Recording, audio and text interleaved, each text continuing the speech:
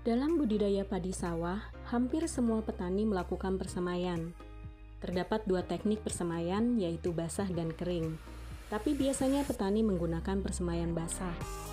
Sebenarnya teknik persemaian kering bukanlah hal baru dalam budidaya padi. Mungkin kita masih ingat budidaya padi sistem rice intensification yang menggunakan nampan atau besek untuk persemaiannya. Penerapan teknik ini dianggap sebagian besar petani lebih rumit dari semai basah. Namun, itu hanyalah masalah kebiasaan. Seperti kata pepatah, Allah bisa karena terbiasa. Petani belum terbiasa, juga belum mengetahui dan terampil melaksanakan semai kering. Padahal, persemaian kering memiliki beberapa keunggulan dibandingkan persemaian basah. Di akhir kita akan melihat beberapa keunggulannya. Tapi sebelumnya, mari kita simak tahapan persemaian kering secara sederhana. Pertama, kita siapkan bahan yang diperlukan. Sebelum disemai, benih perlu dihilangkan dormansinya dengan perendaman dan pemeraman.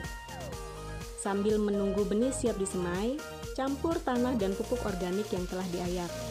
Pastikan pupuk organik yang digunakan benar-benar matang, karena jika tidak dapat mempengaruhi pertumbuhan bibit. Setelah menyiapkan media, kita mulai mempersiapkan lokasi persemaian.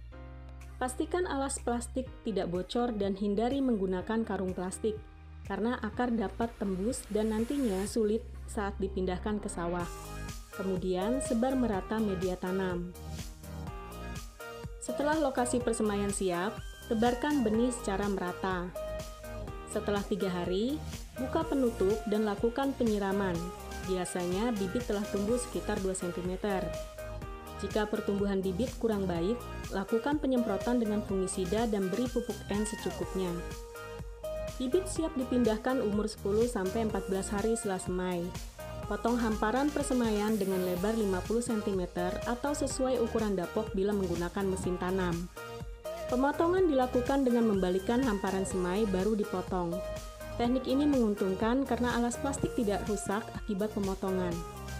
Penanaman benih bisa dilakukan dengan manual atau menggunakan mesin penanam padi. Ternyata tidak sulit bukan membuat persemaian kering? Dan berikut adalah beberapa keunggulan persemaian kering. Karena teknik ini dilakukan di pekarangan rumah dan bukan di sawah, maka perawatan dan pengendalian hama penyakit menjadi lebih mudah.